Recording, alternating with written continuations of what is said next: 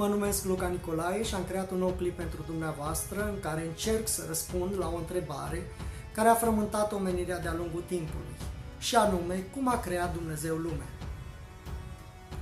Deși aparent pare o întrebare la care este imposibil de răspuns, totuși, datorită noilor descoperiri științifice, datorită nivelului tehnologic la care am ajuns astăzi, se poate răspunde la această întrebare nu doar din punct de vedere științific, dar și din punct de vedere teologic.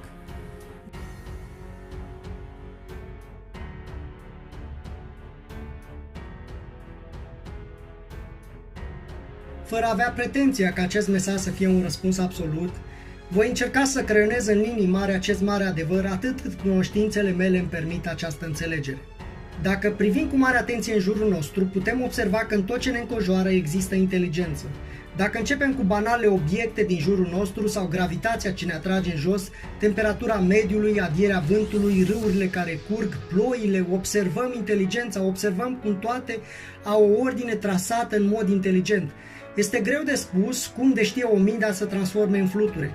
Multe specii de fluturi, spre exemplu, prezintă mimetism, asigurându-și astfel protecția prăduitorilor care caută să le mănânce. Coloritul și forma corpului copiază fidel o specie de plantă, o frunză, un cap de șarpe, un cap de buvniță, fluturile reușind astfel să ascundă stând chiar la vedere, chiar sub nasul prăduitorilor, dar mai mult inspirând teamă la diferiți prăduitori. Astfel, micuțele păsări vor fugi înspăimântate, confundând fluturile cu capul unui șarpe sau capul unei buvnițe.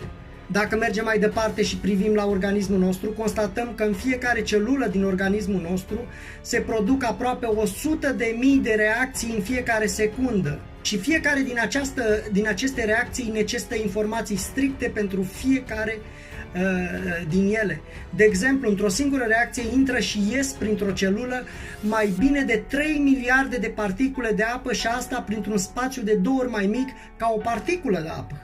Cum este posibil, ne vom întreba. Ei bine, se pare că molecula de apă să intră și să iasă în acest interval de timp printr-un orificiu de 2 ori mai mic este practic imposibil. Și nu doar în a trece 3 miliarde de particule, dar este imposibil să treacă o singură particulă, deoarece acvaporina este de 2 ori mai mică ca particula de apă. Răspunsul este simplu și în același timp uluitor.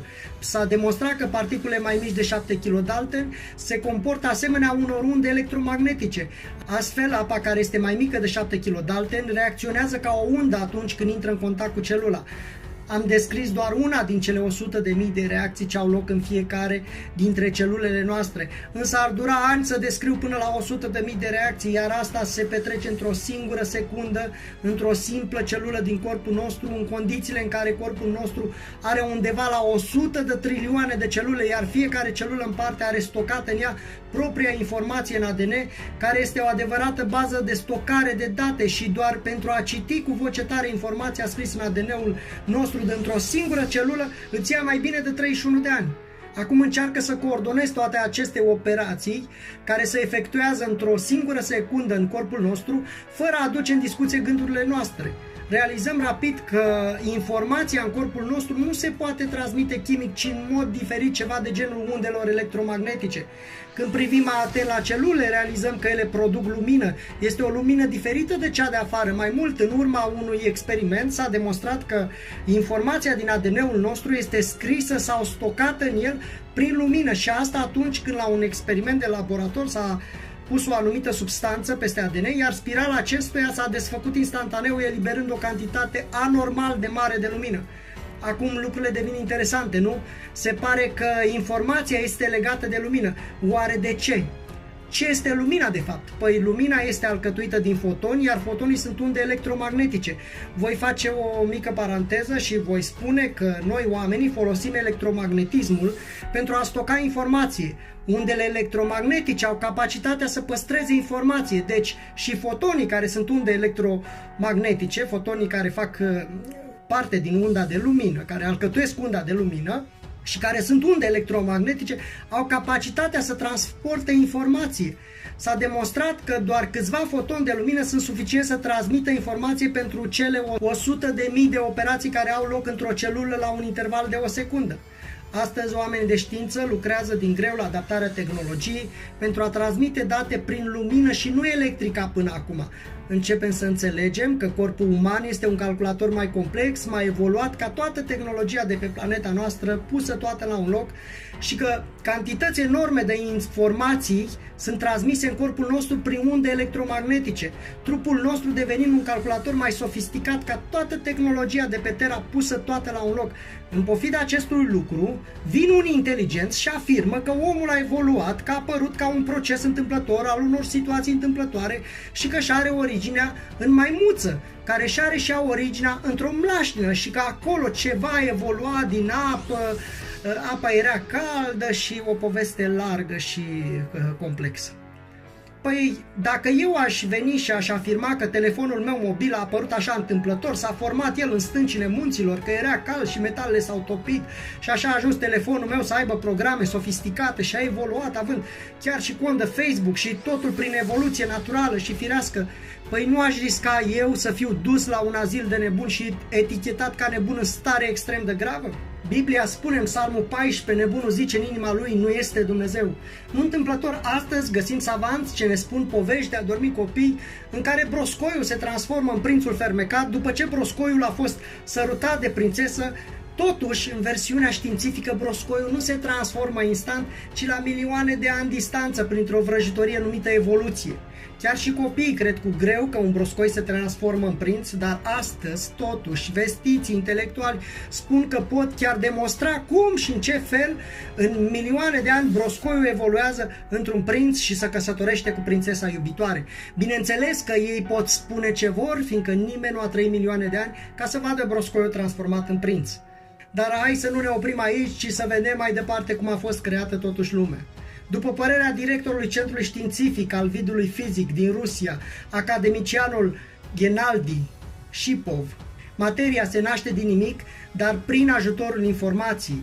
Teoria lui despre vacuumul fizic a condus la cea mai mare descoperire a secolului 20, numită teoria câmpurilor de torsiune, despre care ni se spune de posibilitatea transmiterii instantanee a informației fără a pierde proprietățile memoriei.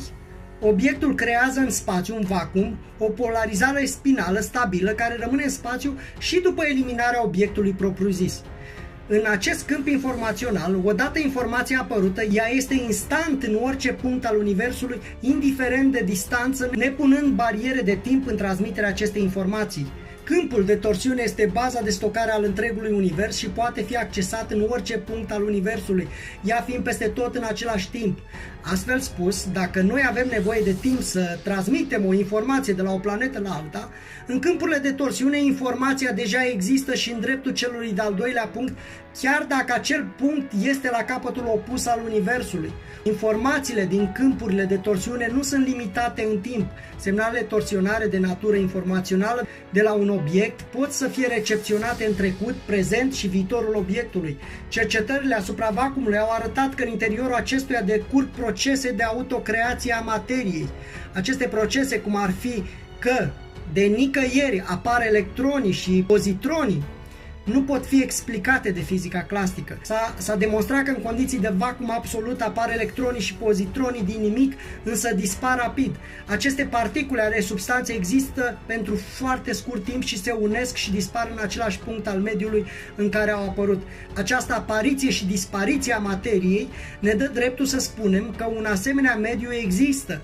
Astfel spus, aceste apariții ale materiei pentru scurt timp sunt doar efecte secundare ale informației ce există deja în câmpurile de torsiune. Noi nu putem vedea informația, dar îi observăm efectele secundare și asta nu la un nivel teoretic, ci în experimente dovedite în laboratoare speciale. Vacuumul este acel mediu primar din care se naște totul și în care se întoarce totul. Anume, vacuumul reprezintă acel mediu primar care nu conține substanță proprie. Aceasta este o materie care nu are greutate în stare de repaus și asta este de fapt informația ce există acolo. Deci câmpurile de torsiune sunt locul în care s-a născut universul. Este de-a dreptul ridicol să afirm că universul a apărut dintr-un punct de undeva, materia s-a rotit și a explodat și apoi s-a extins în întregul univers, fiindcă ai prea multe probleme de explicat. Una dintre probleme este că nu poți explica inteligența universului și să spui că totul este o întâmplare, anulând inteligența ce se observă în fiecare particulă din univers, în fiecare stea sau planetă. A veni și a afirma că totul este o întâmplare în ce privește universul, dar să și numești evoluție în ceea ce privește viața în univers, este dincolo de ridicol. Când privim complexitatea materiei la nivel cuantic, suntem fascinați de informația extraordinară scrisă în fiecare particulă din materie. Câmpurile de torsiune arată clar că undele electromagnetice apar ca un efect secundar al informației din acest câmp primordial în care a luat naștere universul. Când punem problema astfel, când realizăm că în acest câmp putem ști efectele unei informații fie în prezent, fie în viitor, dar că totul a luat ființă prin informație, începem să rămânem surprinși de afirmațiile Bibliei în care se afirmă că universul a fost creat de Dumnezeu prin informație. S-a spus mereu că Biblia este o carte de povești, s-a susținut mereu că Biblia este depășită, dar eu sunt uluit de cât de în urmă este în realitate știința față de afirmațiile biblice. Biblia ne spune că la început era Logosul, iar sensul cuvântului Logos de acum 2000 de ani poate fi tradus în limbajul nostru modern în inteligența informației divine și Biblia ne spune că la început Logosul era cu Dumnezeu și că tot ce a fost creat prin Logos, adică prin inteligența informației divine. Este greu pentru unii să accepte că universul există, fiindcă un creator a scris întreaga informație exact ca într-un program de calculator, doar că acest program nu a fost scris în 2D, ci în 3D sau în 4D, adică a fost scris în așa fel încât informația să nască materie. Biblia afirmă că Dumnezeu a zis să fie și a fost. O simplă dorință a lui Dumnezeu și informația transmisă a născut materia. Cum a fost creată lumea? A fost creată de Dumnezeu prin inteligența creatoare divină, dincolo de perceperea logică a noastră. Dumnezeu a creat lumea, lăsându-și amprenta în fiecare program scris de El, în fiecare atom din univers, în fiecare particulă scrisă prin informația pusă de El acolo, în ea, ca să-i dea ființă. Dacă nu înțelegi ce am spus eu în acest mesaj, deși am căutat să fiu pe înțelesul fiecăruia, privește o simplă floare, privește-i frumusețea, modul în care a fost creată, privește un fluture sau o pasăre ce zboară, apoi ascultă inima ta cum știe să bată, privește stelele de pe cer și simte adierea vântului, privește câmpul plin de flori și viața din el. Și dacă după toate acestea nu ai reușit să înțelegi că cineva a scris un program ca toate acestea să funcționeze și să aibă frumusețe, atunci este o problemă cu păcatul în care trăiești. Păcatul pe înțelesul tău nu înseamnă că nu ai respectat un ritual în religia ta, ci păcatul este tot ce face rău aproapelui, ce intră în contact direct sau indirect cu tine.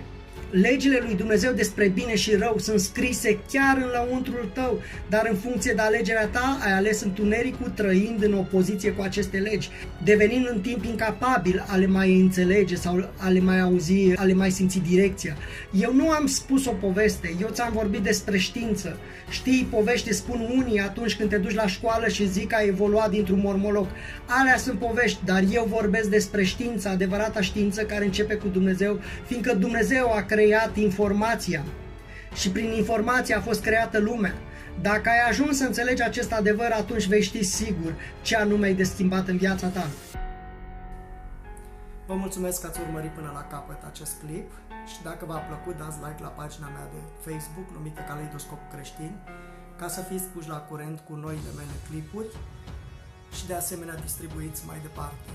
Vă mulțumesc și vă doresc o zi binecuvântată.